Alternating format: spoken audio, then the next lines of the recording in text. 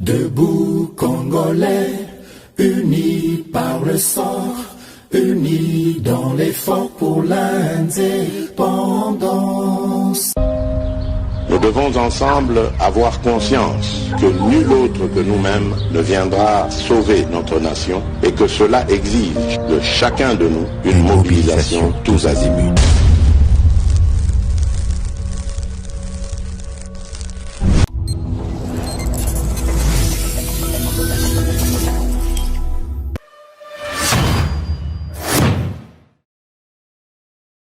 Boye malamu na GCAM télévision, fidèles abonnés, chers internautes, et c'est mon angai Koyeba Bino Ebele à travers République démocratique du Congo, et à travers Mokili Mobimba, Nabolandi, émission Nabino Yaba éclairé, debout congolais. En tout cas, Matondo Mingi Nabino pour la confiance, paix, fidélité Nabino, Bopé Sakana Mwana Mboka, Samba Olonga.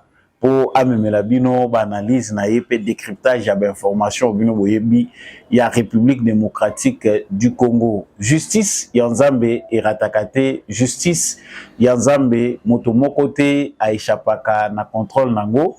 Sentence wana soki ezangi na ebandeli émission na yebaka ke eza lokola saveur to pe mungwa ezangi na biloko kolia. Donc esengeli na biso to yeba ete monso to salaka soki tokofuta maka na se ya moïté to bango que même dans l'au-delà nous finirons par payer les prix de nos actes. Au-dessus de nous, il y a quelqu'un d'invisible certes qui nous fait payer tout ce que nous posons comme acte. Et ça trop tard te na ya kate ko katela muto etombo ezalaka kaka juste appel à l'ordre po ete biso nyonso to ebaka kosala kaka malamu.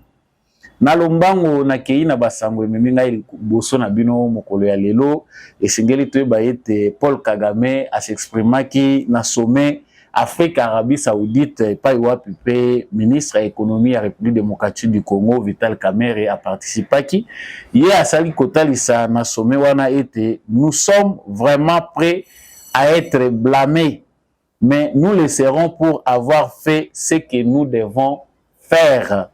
Discours ya Paul Kagame ezali ko intervenir na moment moko oyo communauté internationale mobimba partenaire principal ya Rwanda ou azali États-Unis d'Amérique azali kosenga kosala appel na Paul Kagame pour ete aluka kimia pour situation à l'est ya République démocratique du Congo ezonga malamu tope kimia ezala récupérer. Est-ce c'est une déclaration et entêtement? Est-ce que ezali kolakisa ke Kagame azali prêté pour na koluka kimia? Toko meka ko analyser ba propos ya terroriste rwandais oyo tobengi na Paul na kombo ya Paul Kagame. Mais na kati pe ya ba intervention ena ezali pe na intervention ya Vital Kamerhe ministre économie en tout cas ye asala ki casquette ya koluka kimia asali a lancé appel na ba pays nyonso ba participer na sommet wana po ete ba intervenir auprès ya président ya Rwanda ya Uganda po ete kimia ezonga na est ya République démocratique du Congo oyo ezali riche. Nous reviendrons aussi sur ces propos oyo ezali commentés de diverses manières. Actualité na biso ya mibale ezali koluka potuna pona nini ba Rwandais belé bazali ko apporter soutien na bango na Moïse Katumbi yango ezali ko relever na mituna ba Congolais bazali ko mituna. En tout cas dans les réseaux sociaux selon sondage à ba Congolais belé la plupart des Rwandais proches de Paul Kagame soutiennent la candidature de Moïse Katumbi. Ils sont très favorables à Moïse Katumbi qu'à Félix Tshisekedi. Qu'est-ce qui justifie cette proximité? Nous allons tenter de les savoir dans cette émission. Tokosuki sa na basango kitoko pe tozuli susu na armée na biso kotalisa libundeli oyo armée aussi ko présenter oyo les a récupérés auprès ya ba terroriste ya armée rwandaise ya M23 na komba oyo ebundamaki mokolo ya lobi pe ya lelo samedi na Tongo.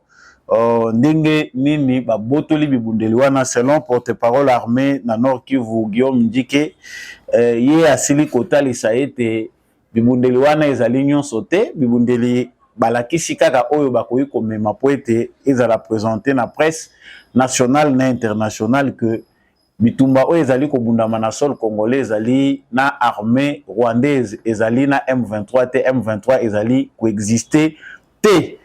Voilà tout pour l'essentiel de l'actualité que nous allons commenter et analyser avec vous tout à l'heure. Napesibino encore une fois de plus. Matondo mingi ndenge boponi fréquence Yamalamu Oyo Ezali. Debout congolais à travers chaîne GCAM télévision. Ceux qui osent nous abonner à la chaîne Nabisote.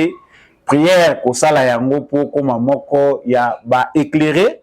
Tikela biso pe commentaire et puis liker émission oyo, partager yango vraiment soko lingi pour être voisin pe lokola yo akoba kozala éclairé ya motuya ezali kozala wazalendo na motema FARDC na motema bendele ekoya te. Nazongi na basango na biso ndenge tosilaki kolobela yango na sommaire. Paul Kagame ba sorti nyonso akomi koloba ezali vraiment plus d'inquiétude, plus qu'on s'exprimer pour la position ya makambo ya RDC likambo ya Congo et kangi Paul Kagame singana kingo azali obligé à chaque sortie à se justifier à chaque sortie à pesaka lisusu point de vue pour na likambo etali Congo ezali ya sikate ya kokamwa te uta Félix Tshisekedi accéder na pouvoir.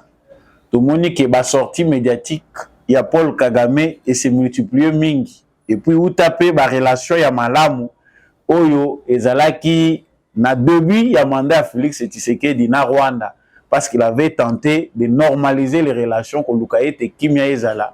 En tout cas, depuis que Fissure et Salami, depuis que Rwanda a la Kisimute Mamabe, que Balingi Kimiate, tout le monde qui est sorti à Paul Kagame, ezali ko se multiplier. Il est tantôt entre le fait de se justifier, tantôt entre le fait de s'attaquer à la communauté internationale que bazali ko s'attaquer n'est pour rien, et le fait de menacer aussi. Mais à propos de Rolanda Sikasikawa, ezali ya Paul Kagame na sommet Afrique et Arabie Saoudite. To sepeli avant to kota na analyse na biso to landa malamu penzande sima. Tozongi pona o analyser. We warned people, and I want to warn people today, when shells were crossing our border and landing on our territory. There is a lot we said about it. When FDLR crossed our border and killed people in Kimiji, literally shutting down that area rich in tourism. And that was the purpose. And of course, the immediate response of those outsiders is to say, don't go to Rwanda, don't go to that area. And then when I do something about it, it's like, no, you're doing a terrible thing. Oh, you want me to keep quiet? Those people close that area, will lose everything and lose people's lives. And then say, oh, if you do this, we shall blame you. Well, I'll give you what to blame me for, in a real sense. We are really prepared to be blamed, but we will be blamed for doing what we must do. Pèse Malobanaye parce que partout où il passe dans les sommets, naba réunion, il y a un chef d'État du Cameroun Congo et Lati Kagame na Kingo. En tout cas, ezali ko nyokolaye au-delà ya campagne où il y a za ko bebisela mbongo na ba équipe ya football. Parce que Paul Kagame a lingi vraiment kozala très visible, a lingi que Rwanda est à la centre d'attraction pour na ba touristes ya monde entier, pour na ba pays et belé to pe ba investisseurs ba mona Rwanda lokola modèle ya organisation pays moko africain ezali modèle et que y a za leader moko azali important leader ya monde entier, il faut baya vers ye parce qu'azali porteur ya ba solution. Mais la campagne qu'il fait, la diplomatie qu'il fait, qu'il mène, d'ici nyonso oyo ye azali koluka ete Rwanda et pepana lulenga malamu, en tout cas il est contredit chaque fois que par la campagne des Congolais oyo bazali kotalisa que oyo Kagame azali kolobeza lokuta, en tout cas c'est un criminel. Mais awa Kagame aza ko intervenir, les propos ndenge bolandi yango ezali très capital et ça très important pour Nayemoko Moutalobi yango. Nous sommes vraiment prêts à être blâmés, mais nous le serons pour avoir fait ce que nous devons faire. C'est-à-dire, il est prêt à tout. Na ba dire na ye, ceux qui mutaza prêt à cause la blâmer, c'est-à-dire eza mutu moko blâme en politique le rôle ye Kagame. Blâme pour na ye ko représenter nini? C'est quoi le blâme face à Kagame? Hein? Blâme ezali nini? Blâme na contexte ya Kagame ezali ba pression nyonso toza koyoka diplomatique oyo bazali ko sala na régime na ye pour qu'il cesse d'envoyer ses troupes en RDC et qu'il retire bana na ye oyo toza ko benga M23 son armée en RDC. Oyo ezali kokosa na kombo ya M23, c'est l'armée rwandaise, a retiré bango. Il y a quelques jours, tout le monde a qui secrétaire d'État américain au benga lisusu ko solola na téléphone na président rwandais Paul Kagame. Il a aussi d'ailleurs fait avec le président Félix Tshisekedi. Na initiative na bango États-Unis d'Amérique, c'est une façon de trouver la paix. C'est une façon de trouver des solutions purement diplomatiques au lieu ya kokende na bitumba. Kasi vu ba propos yo Kagame azali kotenir ezali pour monde entier yoka. C'est-à-dire il n'est pas prêt pour la paix. Azali prêté pour na ba solution diplomatique na façon bango baza représenter ngo epana ye. Il dit qu'il est prêt à être blâmé, mais tokoza la blâmer pour to sali yango parce que esengeli to sala yango. Il est très prudent dans ses propos, mais il dit aussi des choses qu'il n'a pas peut-être le temps de dire pour accomplir acculé de partout. Qu'est-ce qu'il fait qu'il doit faire? C'est que le complot international aujourd'hui est mis à nu. Comme à l'accoutumée, les Occidentaux qui utilisent les présidents africains dans un contexte ou un autre, ils finissent par disparaître pour les laisser seuls face à la justice internationale. Paul Kagame sait qu'après le pouvoir au Rwanda, il ne vivra jamais en paix. Paul Kagame sait que si aujourd'hui il change de langage et qu'il récupère ces militaires, ces jeunes gens qui l'utilisent à l'est de la République démocratique du Congo comme étant des Rwandais, c'est-à-dire ezali début à paradigme ya sika. Le monde entier est habitué à un Paul Kagame qui agresse le Congo parce que il y a des FDLR au Congo qui menacent la sécurité du Rwanda. Même si plusieurs fois basali eloko wana ya ko retiraka ba militaire non Kagame à côté parce qu'à l'époque de Kabila nous avons vu ça. Ndenge nini ba militaire rwandais baza ko kota officiellement à un moment balata na ba tenue à FARDC. Pour na ko sala contingent moko ko traquer ba FDLR. Mais comme l'argument c'est un argument pour na ko se victimiser, Paul Kagame n'a pas abandonné.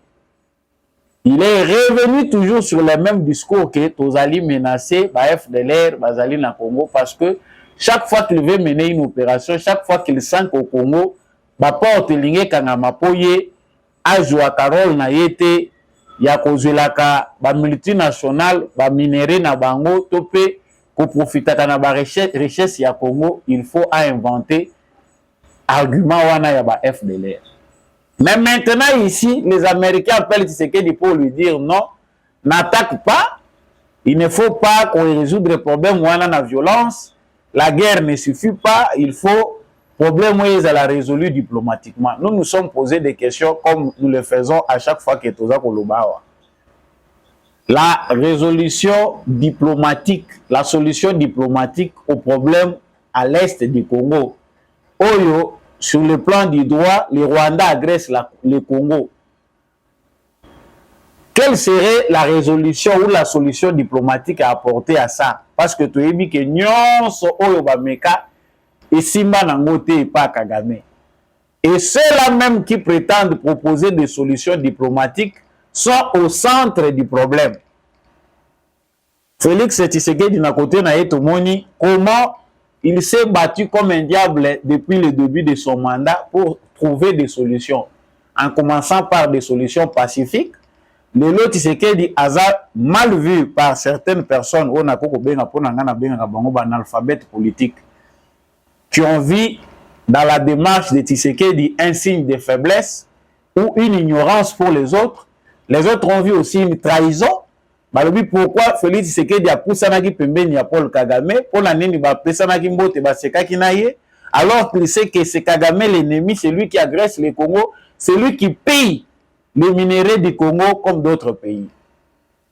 Mais aujourd'hui, cette démarche est close pour Félix Tshisekedi qui a tenté à maintes reprises, pendant plus de 2 ans, à faire comprendre à Paul Kagame que nous avons intérêt à gagner tous en recherchant la paix. Ce que les autres veulent aujourd'hui imposer a été fait par Félix Tshisekedi depuis le début de son mandat. Les seconds qui na toile na réseaux sociaux, vous allez trouver des gens qui prennent des vidéos ya Kagame ndenga assistaka na day ya Ebembe ya Etienne Tshisekedi. Comment Kagame ayaka bayambaka ye babetelaka ye maboko. Tout le monde a le souci de la paix. Le peuple congolais, ceux qui étaient avec Félix Tshisekedi ont voulu montrer au monde entier que nous voulons la paix. Malgré Salami, Bisso toujours continue à croire na Kimia. C'est un argument aujourd'hui que certains utilisent pour la relaxation que les traîtres s'appellent Tshisekedi. En réfléchissant de cette façon-là, vous serez des Congolais médiocres qui ne comprennent pas comment fonctionne la politique et quel était le but visé par Félix Tshisekedi. Il ne devait pas au départ venir rapidement. Yo nouveau venu oye na contexte moko difficile et accession à pouvoir mbalamoko banda bitumba. Alors que mboka na ozana on a problème, il faut reprendre contrôle nango, il faut réorganiser armée na yo service à renseignement. Les jeux joués par Félix Tshisekedi pour na ko lia Kagame CNC et puis qu'on maîtriser la situation à mboka parce que les maîtres de ces pays si on ne sait pas pendant le règne de Joseph Kabila s'appelle Paul Kagame. Ye mutasimba qui apparaît même la finance ya mboka tokomi kozwa awa batu baza kolungwa awa na DG IDEA bakende kosala formation na Rwanda à Kigali baza kozwa batu ya DGI bakende kosala formation wapi na Kigali. On était déjà colonisé d'une certaine manière. So yo lelo kolobolobi Tshisekedi des jeunes na ye mutu apesa ki Kagame force. Ça, ce n'était qu'une parenthèse. Les propos, il y a Paul Kagame, les alliés de nature, il y a défier la communauté internationale. Parce que quand on a la communauté internationale, on a l'Union européenne, les pays européens qui s'expriment en cherchant qu'il y ait une résolution pacifique, il y a conflit, on a les États-Unis et tous les autres pays qui sont impliqués dans le conflit, pour na bango basengi que et c'est une solution ezala diplomatique. Mais tant que baza ko imposer na Kagame ligne de conduite balobi en tout cas toza ko senga na yo zonga sima récupérer ba militaire na Kagame dit en tout cas tondimi na biso toza la blâmer. Toza prêt toza la blâmer. Or le blâme que lui dont il parle aza ko ba te que blâme wana eza départ na ye. Parce que à défaut, Mindele wana soni bazana ngo eza parce qu'ils l'ont utilisé.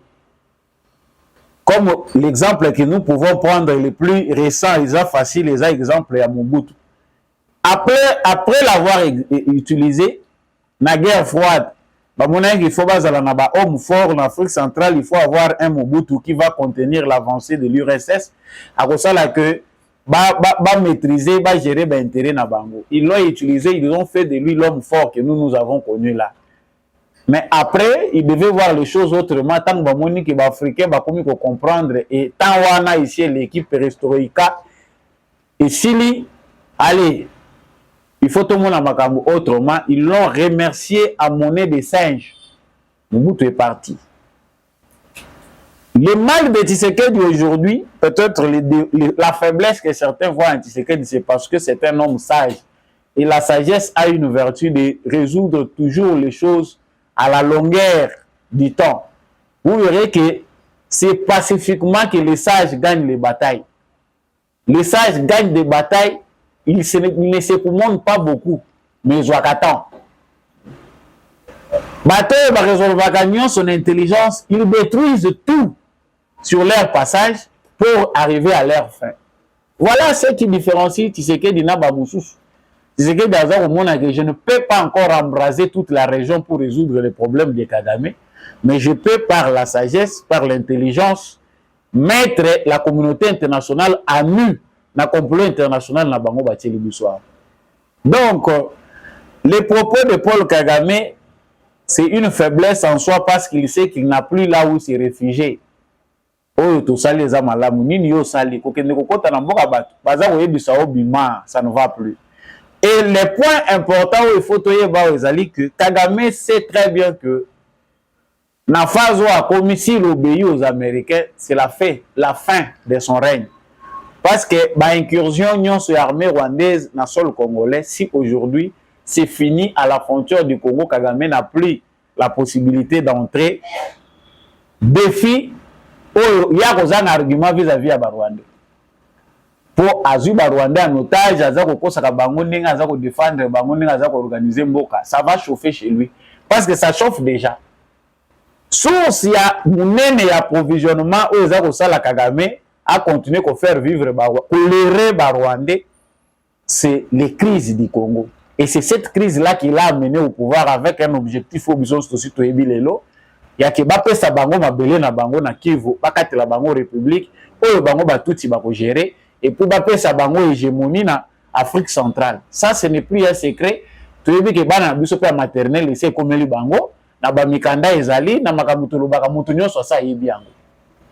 Donc, ce qui est là, qui met côté na Est ya Congo, Kagame n'a plus les raisons d'être au sommet du Rwanda. Voilà pourquoi il doit s'entêter jusqu'à la mort. Nakamisi to sosoli ba popo ya milelo, eza ko représenter lisusu eloko moko te moto alobi en tout cas, ya aza prêt pona ko bunda bitumba. Mais otalita ya bitumba wana olobi aza na ba moyen te. Bato ba pesa ki ba moyen pour déstabiliser Congo. Ils se retirent honteusement parce qu'ils n'ont pas le temps de le dire tout haut. Ba expier ba faute na bango, ba reconnaître l'erreur na bango, ba commettre ça que lelo région à Grand Lac est à l'embraser, est ya Congo, où il n'a qu'à la poumon, centre d'attraction et courir comme un développement pour la région mobimba. Et ça théâtre à désordre. Nicolo ya pion na bango ba utiliser. Donc, le déclin de Kagame ne se fera pas sans douleur. Il est en train de se débattre comme quelqu'un qui ne veut pas sa mort, soit politique ou physique. Et après cette intervention, tout le monde peut pas intervenir dans le lenge na ye. Na tikibino pe bolanda même intervention ya Vital Kamerhe Simatozongi. Lance un appel pathétique à tous les chefs d'État africains présents à ce sommet et aux leaders saoudiens disaient de leur faiblesse auprès de l'Ouganda, du Rwanda, pour que la paix revienne à l'est de la République démocratique du Congo et qu'ensemble nous fassions de la région de Grand Lac non pas une partie de guerre, mais un lieu de développement, car Dieu a doté cette partie de l'Afrique de richesses innombrables. Les populations de Massissi et de Rutshuru qui nous suivent à partir de Riyad seront très heureuses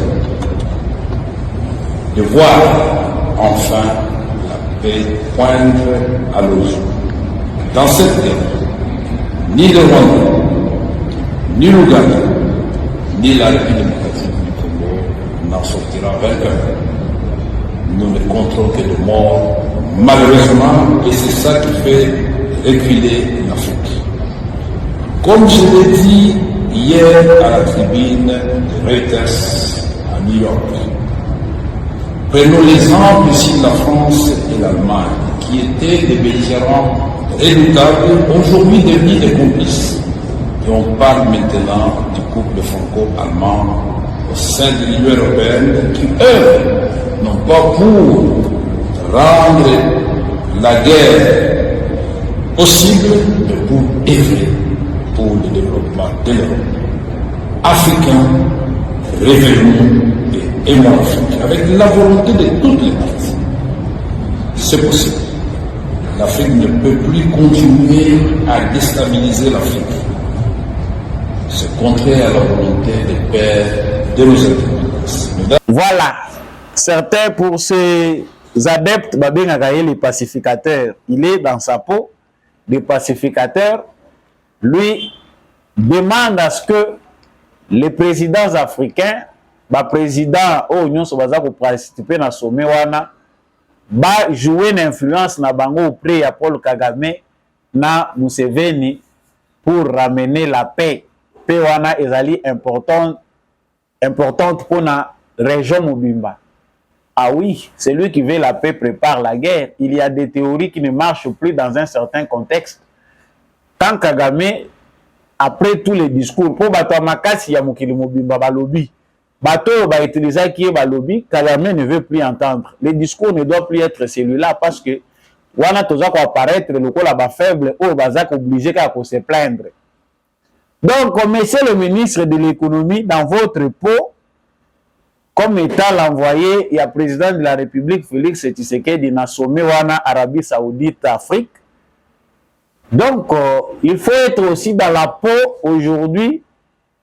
Il y a l'engagement au gouvernement congolais à tenir. Nous avons longtemps cherché la paix, notre peuple souffre.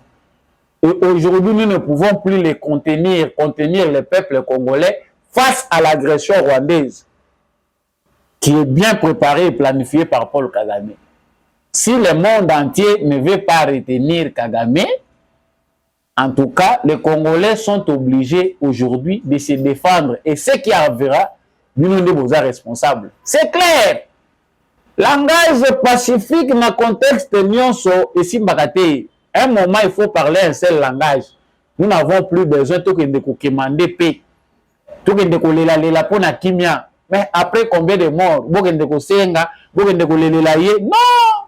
Tout suite, comme une phase où il faut comprendre que na ba moyen o toza nango na sous-sol na biso toza prêt ya kopesa bato balingi kozwa soki cuivre soki or tokota pe nanu na guerre na dimension ya kolinga wana soki pe guerre yango esengeli ezala nanu po mokili tosa biso. Voilà.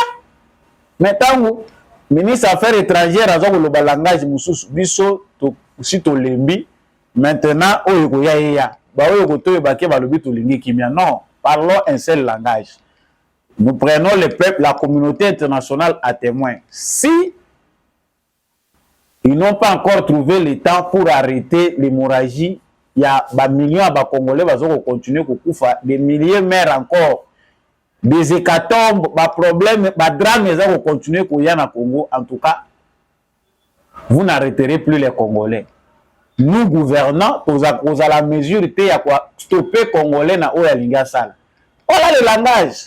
Parce que la paix, on ne la cherche pas tout moment.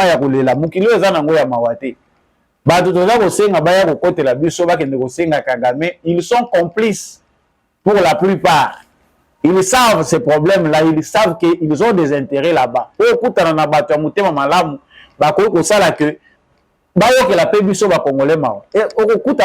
Facilement. Ils ne sont pas là. La majorité des pays savent que le Congo est un peu.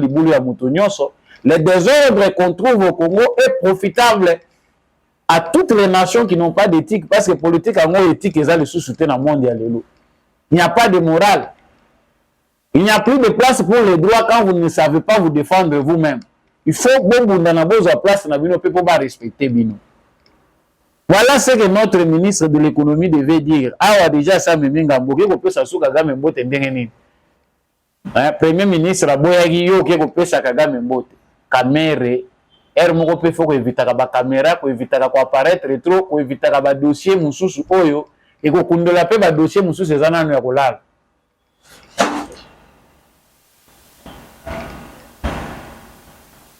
Pona nini ba Rwandais na ba ministre na bango ba tuti ebele ba pro Kagame ebele balingi candidature ya Moïse Katumbi. En tout cas, c'est l'observation faite et par moi et par plusieurs des compatriotes qui trouvent que il y a beaucoup de sympathie des citoyens rwandais qui acceptent encore Kagame vis-à-vis de la candidature de Moïse Katumbi que d'autres candidatures. Ezali lié na nini. Moïse Katumbi azali candidat président de la République na Congo. Mais ba Rwandais bako kozala na sympathie ya modelo pona Katumbi pona nini ba Rwandais balingi Tshisekedi te. Wana eza mituna batuninga eza na compatriote moko pe ya Lubaki ye pa pesipe intention na ye selon analyse amonaki ezali Jules Mulumba porte-parole ya Bawazalendo ya révélé information importante à Lubaki en tout cas. Na baspace nyonso ya ba Rwandais na ba ministre na bango baza ko défendre Katumbi. Ye baza ko s'inquiéter nango alobi en tout cas. Je n'arrive pas à comprendre pourquoi les Rwandais, leurs ministres, gouvernement na bango bakozala si attachés na candidat Katumbi. Ils ne cachent pas leurs sentiments. Pourquoi? En tout cas, vous aussi comme moi, vous vous posez cette question. Nous allons tenter de le savoir. Pona nini Katumbi azali mutoyo azali kulingama mingi par rapport à d'autres candidats na Rwandais. Ngana kanise lo liboso sengeli toye bezali pona nini ba Rwandais bazali couper sa importance na ba élection ya Congo.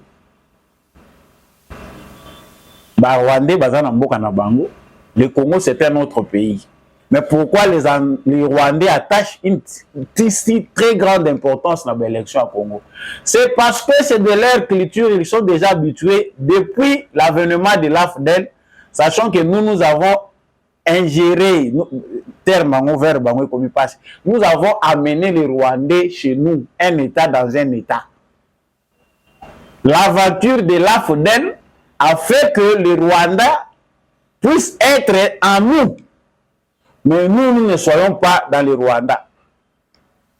Les après ces autres ça pour ça qu'on sait quand même. Batoyo va continuer à célébrer AFDEL 17 mai libération. Ils ont pas ignorance, ils ont mauvaise lecture.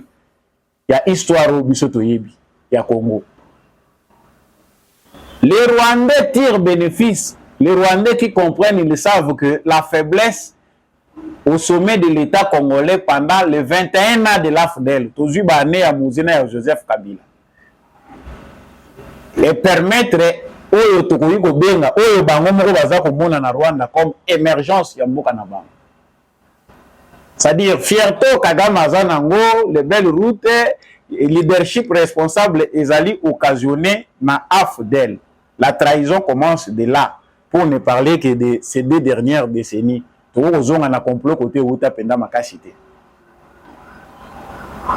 Les Rwandais attachent une importance dans l'élection à Congo parce qu'ils nous ont infiltrés depuis longtemps.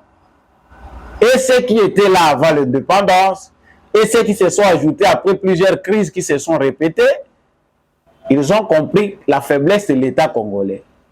La venue au pouvoir, l'accession au pouvoir de Félix Tshisekedi a mis les Rwandais, les pro-Kagame en danger. Ils ont compris que cette personne-là, qui est amoureux du Congo, qui n'a pas une nationalité de doute, nous cause des problèmes. Nous avons tous les éléments faciles, ou même un analphabète, pour comprendre ce que Kagame était très insolent vis-à-vis des Congolais. Il ne parlait presque pas des problèmes à Congo, il était très à l'aise avec Kabila qui lui avait laissé tout son champ de travail. Mais accession à Félix Tshisekedi na pouvoir et qui ba Rwandais en alerte. Que ce soit Bapion Bango Baza à l'intérieur, que ce soit eux-mêmes à l'extérieur, ils étaient en alerte. Depuis que crise est officialisa et comme libanda nyonso bitumba na diplomatie ya Rwanda na ya Congo, ba Rwandais ba moni Tshisekedi comme ennemi na bango. Et moment où toza koloba na bino, les Rwanda po na bango, na budget na bango, il y a ba service à renseignement na bango. Ce sont des informations que vous pouvez retrouver peut-être na ba chaîne musupe basi balobelango. La tête de Tshisekedi est mise à prix. Bango po na bango, Tshisekedi est une cible. C'est un élément dangereux pour la politique na bango. À partir du moment où il a décidé de boucher les trous, la voie d'accès na bango na ba minéré, lokola Tshisekedi a décidé à Katanzela lokola balingi kimiate, il est leur cible. Et dans l'ère politique comme Kagame, il met beaucoup de moyens pour lui dans les services de renseignement. Il a été soutenu par les complots internationaux pour qu'il arrive à terme à mission naïe. Il utilise ces réseaux pour na Kagame Moutou ya Tshisekedi. C'est l'obstacle na plan na bango.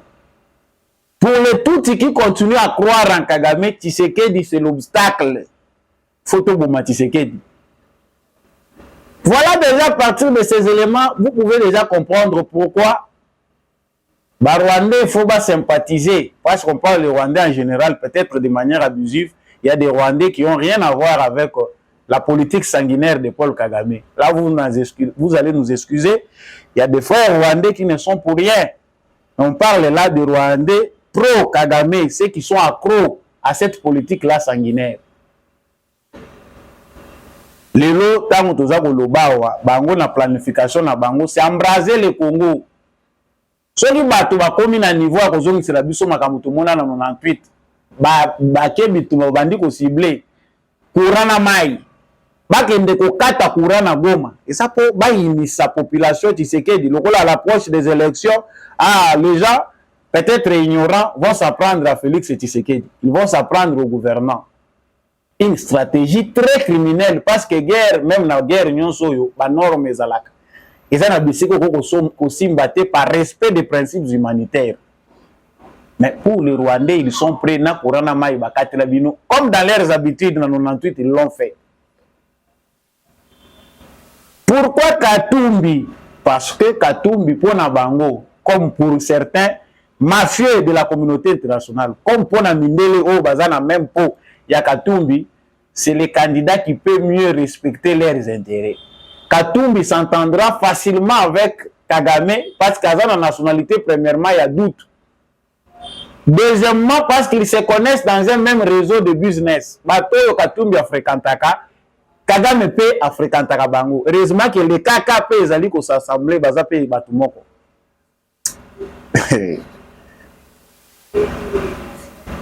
Donc, cette affaire, pourquoi n'allez pas très loin? Vous allez faire souffrir votre cerveau pour rien. En allant créer des éléments, chercher des éléments partout. L'explication est très claire. L'explication qui est claire, ils allaient autre comme visiblement. Pour les Rwandais qui s'attachent au régime de Kagame, bayebi ke Katumbi, Kimia Oya Komema.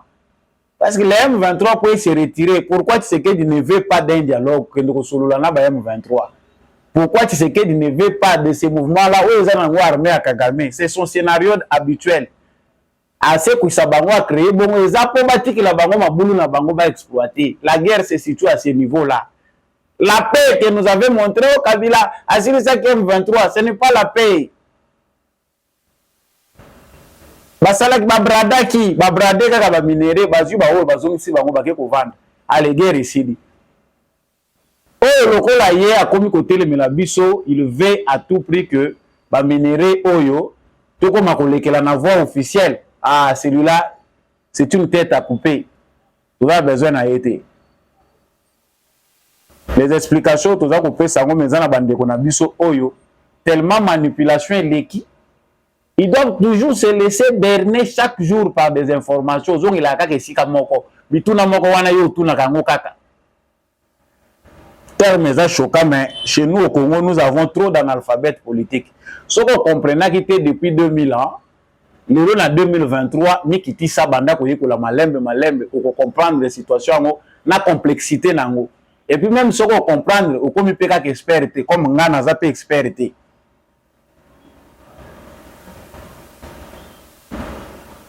Donc, cette affaire de Moïse Katumbi qui bénéficie de la propagande oyo baza kosalela ye na ba robots communicants na ba faux comptes ya ba Rwandais dans les réseaux sociaux. Les Rwandais mettent aussi leurs moyens en jeu pour soutenir Katumbi, influencer l'opinion congolaise, présenter Katumbi malamu devant l'opinion congolaise.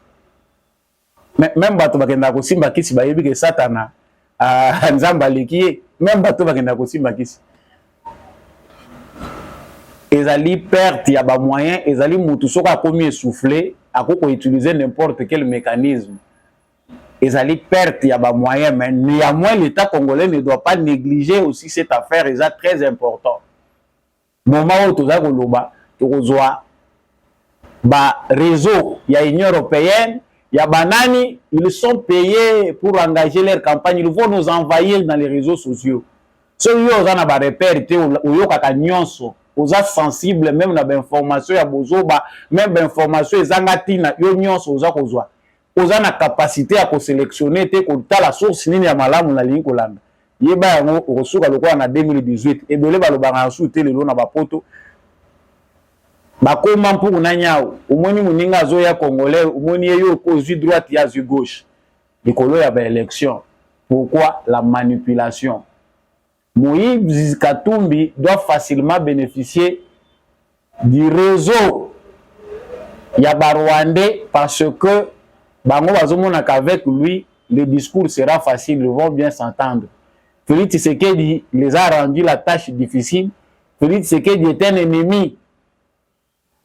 Comprends qui veut, cher Congolais. Tout ce qui est na sango tozui ya armée na biso, en tout cas porte-parole il y a armée na Nord Kivu apesi oyo ezali bilan ba arme oyo ezali présenté le baïke ba Sukoyi sukolaki bango uta jeudi Sukoyi après avoir reçu les informations à malamu ba pupolaki ba Rwandais en tout cas ba pupolaki bango penza bibembe ndenge tolobaki depuis lobi balakisaka yango te. Mais armement baza ko présenter yango ndenge boza ko mona na ba photo. Ces armes là sont présentées par l'armée balobi ezali juste nambu. C'est après le combat ya vendredi na samedi à lelo na Karenga na territoire à Masisi. Donc on ne pouvait pas amener tout, mais ba preuve wana ezali ko talisa na ba tenu que c'est l'armée rwandaise. Le M23 n'existe pas. L'armée rwandaise ndemutu ezako yako bundisa biso na sol na biso. Mais awa bazako yebisaka Kagame yaza komona ngo lokola maseki. Tolobi le jeu a déjà changé. Cette guerre prend des dimensions où même la plupart des Congolais ne savent pas côté ni Kenekosuka.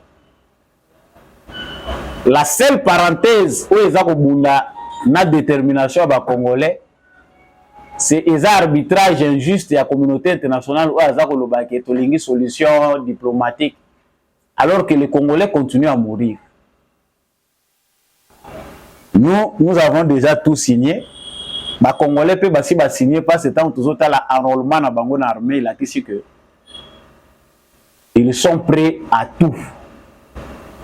Élection ou pas, la défense de la patrie passe au premier plan. Pour la la situation au Congo, le peuple congolais doit se préparer à tous les scénarios. Pour l'Union européenne, comme d'habitude, pour les observateurs internationaux, comme d'habitude, ils sont assoiffés des crises. Ces crises-là permettent l'ingérence dans les affaires du Congo. Faut ba crise et salema biso to bunda na biso bango baya lokola ba sapeur pompier nzoka nde balingaka ba crise yango po bango ba profiter na simana yango oyo azana mato ya koyoka congolais ya solo akozala lisusu mwana mukete uta participer na processus électoral il y a 2006 il y a 2011 il y a 2018 le lot ozala 2023 ozana eloko asika ba comprendre yote soko ozala loboka kotanda ozoluka polo ya kolata po ozangi elamba to oza koluka olia 5000 ya candidat songolo pakala mais conscience na yo il faut reprocher yo quelque chose émission ya mokolo lelo isuki wana na souhaiter bino ba nyonso bolandi yango bon weekend mokili mobimba eza lolandaki yango na Bukavu olandaki yango na Goma olandi yango na Aru kuna na frontière na Sud Sudan bandeko oyo balandi biso na Kasumbalesa bolandi biso na Kolwezi bolandi biso na Mbandaka Bokungu Ikela Bwende bolandi biso na Kisangani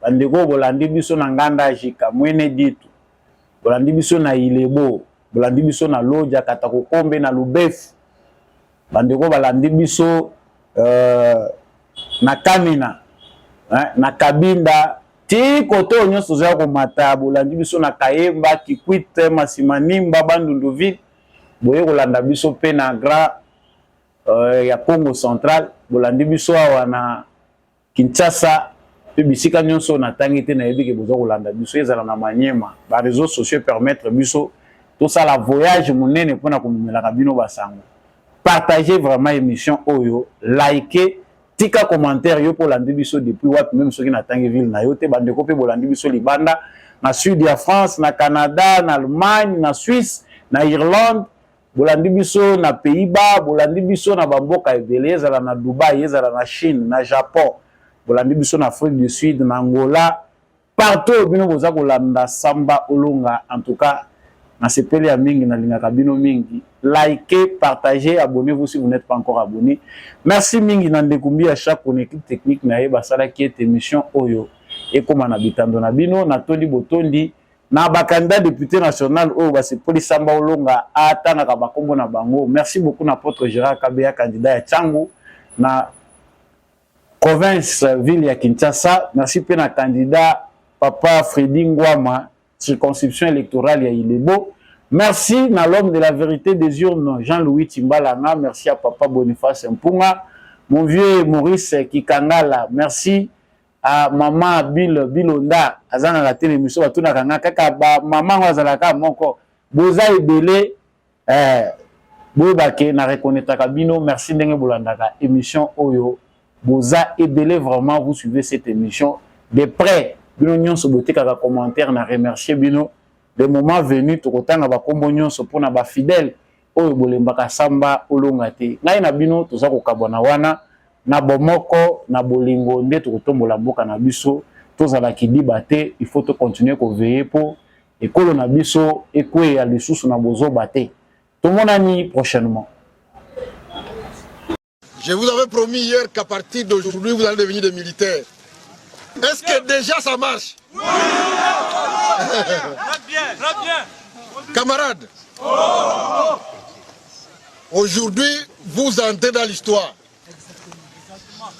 Vous êtes les premiers étudiants volontaires du pays qui vont constituer la première cohorte des étudiants formés comme des militaires. Je suis très convaincu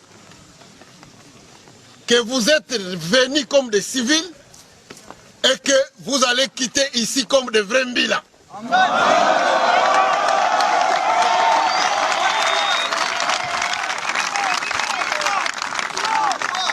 Le président de la République, Antoine Félix Tshisekedi Tshilombo, il a appelé à la mobilisation générale de toutes les forces du pays pour que nous puissions être prêts à tout moment, lorsque notre pays est attaqué, nous tous, à pouvoir défendre notre pays. On ne va pas les défendre sans être formés. Nous sommes très en retard en tant que pays. Et c'est pour cela qu'on a décidé que cette année, nous puissions commencer par la première cohorte.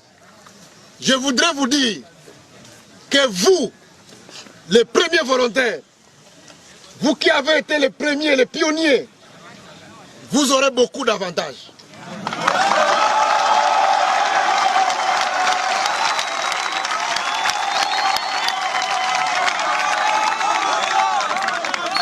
Je suis en train de voir parmi vous des gens qui vont avoir la vocation et qui vont se dire, pourquoi pas, nous ne devons pas devenir demain des officiers. Pourquoi demain, nous ne pouvons pas devenir des généraux? Pourquoi demain, nous n'allons pas être les pionniers qui vont piloter des drones modernes? N'est-ce pas? Et ce que je vais vous dire tout de suite, c'est que sur le site ici, vous allez avoir la bonne formation et toute la formation. Vous aurez des drones, vous aurez des armes, vous allez tirer.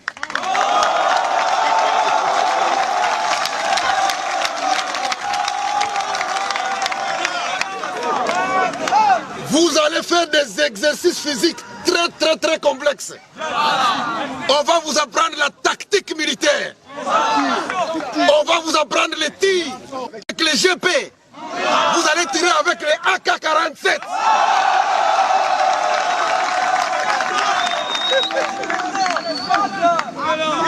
On va tout vous apprendre. Vous aurez les meilleurs des formateurs de l'armée. Et ils sont avec vous ici. On les a amenés parce qu'on veut que cette première promotion soit vraiment une promotion pilote, bien formée. Et je vois devant moi des généraux de demain. Je vois devant moi des pilotes d'hélicoptères de demain pour l'armée.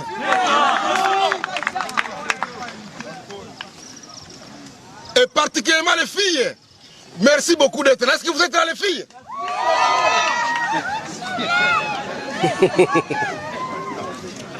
Et je vais vous dire une chose. Vous serez pris en charge ici. Camarades,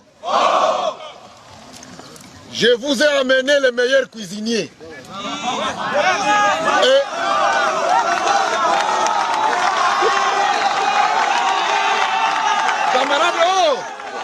Camarades, vous allez manger 3 fois par jour.